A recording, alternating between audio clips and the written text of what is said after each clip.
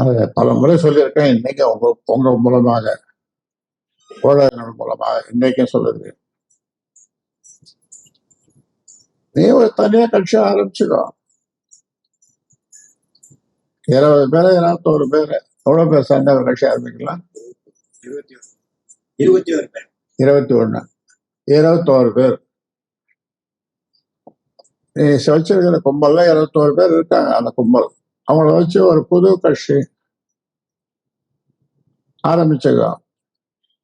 பேரு வேணும்னா நானே சொல்லி கொடுக்குறேன். என்ன பேர்? நல்ல பொருத்தமான பேரு நானே சொல்றேன். ஆனா பாட்டாளி மக்கள் கட்சி அதனுடைய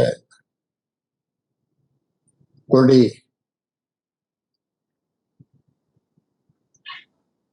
உனக்கும் பாட்டாளி மக்கள் கட்சிக்கும்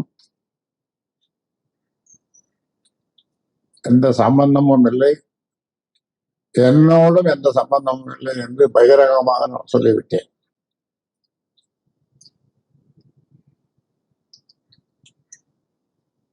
அதனாலே தமிழகம் அமைதி பூங்காவாக திகழ வேண்டும் என்று எல்லா அரசியல் கட்சி தலைவர்களும் மறைந்த தலைவர்கள் விரும்பினார்கள். அடிக்கடி என்னுடைய நண்பர் கலைஞர் அவர்கள் அடிக்கடி சொல்லுவார்,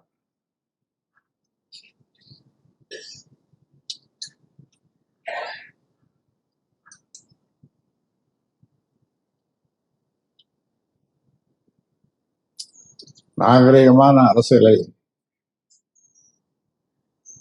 எல்லோரும், அது எந்த கட்சியாக இருந்தாலும் அமைதியாக நடத்த வேண்டும். தமிழகம் அமைதி பூங்காவாக திகழ வேண்டும் என்று அடிக்கடி மறைந்த என்னுடைய நண்பர் கலைஞர் அவர்கள் சொல்லுவார்கள். இப்படி கத்தி காப்பட வச்சு அடிக்கிறது, கொல்ல போறது, கொலை மிரட்டல், நீ இருக்க மாட்ட, உயிரோடு இருக்க மாட்ட அப்படின்லாம் பேசுறது,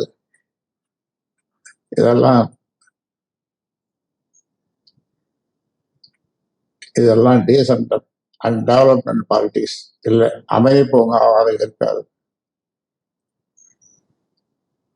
ஆனாலும் பாட்டாளி மக்கள் கட்சி சொந்தங்களுக்கு நான் வேண்டுகோள் விடுப்பது, எந்த நிலையிலும் எந்த வகையிலும் நீங்கள் எதிர்வினை ஆற்றக்கூடாது. அவன் கத்தி எடுக்கிறன்னா நீ கத்தி எடுக்காத. அவன் டேய் அப்படின்னா நீ கெட்ட கெட்ட வார்த்தை வாயில வரக்கூடாது. அவன் டேய்னா ஏன்பா என்ன டேய்ன்னு சொல்ற, நான் உன் அண்ணன்பா அல்லது தம்பிப்பா அப்படின்னு தான் சொல்லணும். அவன் கையை கத்தி வச்சிருந்தானே கீழே போட்டுருவான். ஐயோ நம்ம அண்ணனை இப்படி சொல்லு, கத்தி வெட்ட போகணுமே, அறுக்க போகணுமே, காரை கண்ணாடி ஒரே நேரத்துக்கு 4-5 காரை கண்ணாடியை வச்சுட்டோமே, காரை அடிச்சிட்டோமே, நொறுக்கிட்டோமே என்று வருத்தப்படுவார். அப்படி செய்தவர்கள் கூட பல நேரங்களில் வளர்ந்து வருத்தப்பட்டிருக்கிறார்கள், வருத்தம் தெரிவித்திருக்கிறார்கள். ஆக இன்னைக்கு ஒரு சீனியர் லீடர், இது நம்முடைய பிரதமர் மோடி அவர்கள் அடிக்கடி சொல்லுவார். அந்த வகையில உனக்கு சொல்றேன், அந்த வகையில உனக்கு சொல்றேன், நீ ஒரு புது கட்சி ஆரம்பிச்சுக்கோ. இந்த பேரை 46 வருஷமா உழைச்ச இந்த உழைப்ப, அதனுடைய பயனை நீ அனுபவிச்சுட்ட. உன்னை மந்திரி ஆக்கணும், மத்திய அமைச்சர் ஆக்கணும், ராஜ்யசபா மெம்பர் ஆக்கணும், அவர் கட்சியினுடைய தலைவராக ஆக்கணும். எல்லாம் பண்ணது நான் இப்ப நினைக்கிறேன் வீணா போச்சு, பெரிய தப்பு பண்ணிட்டோமே என்று. ஆனா கடைசியில சொல்றேன், தர்மத்தின் வாழ்வுதானே சோது கவும், இறுதியில் தர்மமே வெல்லும், இறுதியில் தர்மமே வெல்லும் என்ற அளவிலே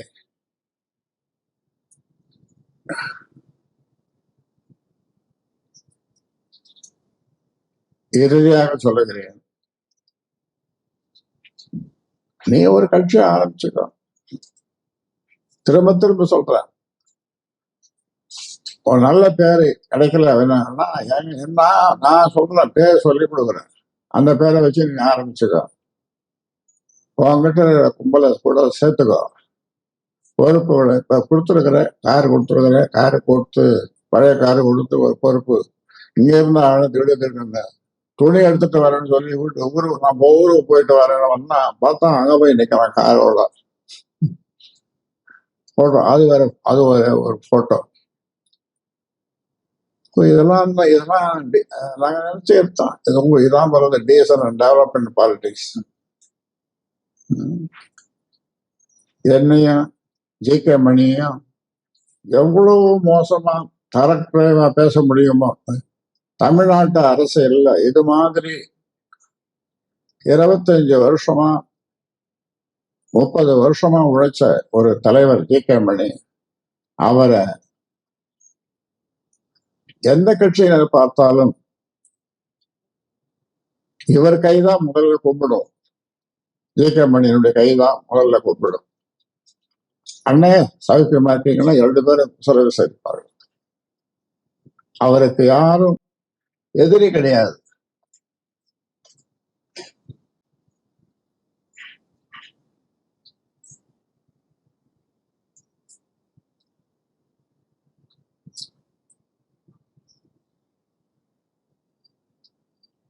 இனிமே எங்கேயாவது என்னுடைய பாசமுள்ள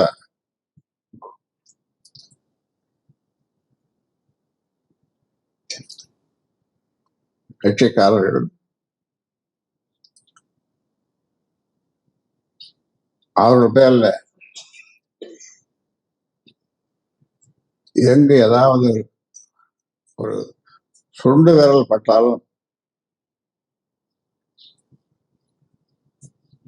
அதற்கு காரணம் அன்புமணியும் அவருடைய மனைவி சௌமியா அன்புமணி தான் காரணம். ஏனென்றால் நான் அவ்வளவு பாசத்தோடு அவர்களை நான் வளர்த்து வந்தேன். பாட்டாளி சொந்தங்களே என்று, அது மட்டும் இல்லை, என் உயிரினும் மேலான, என் உயிரினும் மேலான, என் உயிரை விட மேலான என்று 3 முறை அவர்களை நேரே வந்தால் அப்படி கட்டி தழுவுற அளவிற்கு என்னுடைய வார்த்தைகள் இருக்கும், உள்ளத்திலிருந்து வரும். இது வார்த்தை ஜாலங்கள். எனக்கு பேச தெரியாது, எனக்கு போய் பேச தெரியாது. மனசுல நினைக்கிறது என்ன நினைக்கிறதோ அதை அப்படியே பேசிடுவேன். அதனால உங்களை சந்திச்சதுல மிக்க மகிழ்ச்சி. இந்த செய்திகளை நீங்கள் கொண்டு சென்று உங்கள் மூலமாக அன்புமணியும் அவரை சேர்ந்த ஒரு சிலரும், ஒரு கும்பல், அவர்கள் திருந்த வேண்டும் என்று இந்த நேரத்தில் உங்கள் மூலமாக இந்த செய்தியாக சொல்லுகிறேன்.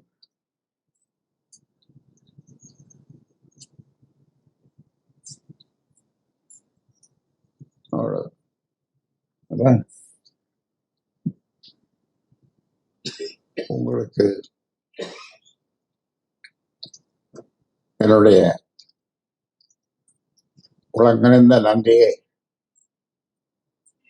ஏன்னா அந்த செய்தியை நல்லா அழகாக நீங்க கொண்டு போக போறீங்கல்ல, அதுக்காக தெரிவித்துக் கொள்ளுகிறேன். நன்றியை தெரிவித்துக் கொள்ளுகிறேன். அவ்வளவு.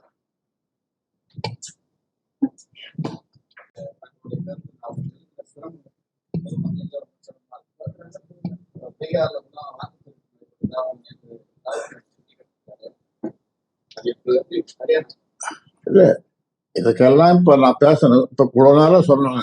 ஒரு கதை கதையா இவ்வளவு நேரம், கிட்டத்தட்ட எவ்வளவு இருந்தாலும் அரை மணி நேரத்துல 40 நிமிஷம் சொல்லணும். அதுலயே அடங்கி போச்சு. அவ்வளவுதான்.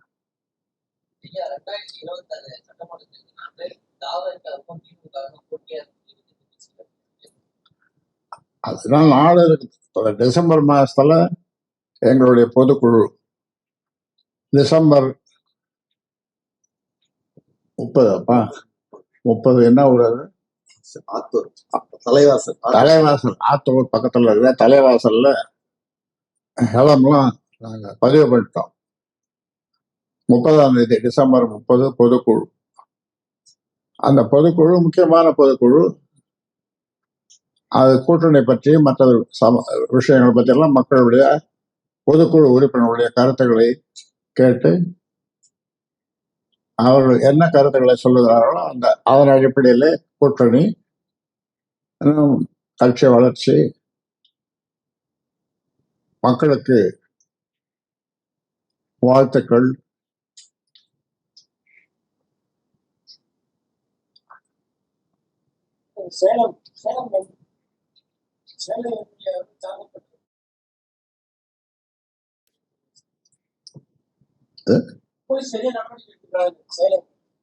நடவடிக்கை எடுத்திருக்கிறாங்க, எடுத்துட்டு இருக்காங்க.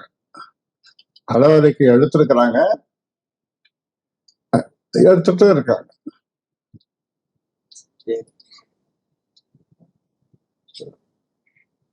சரி, போதும்.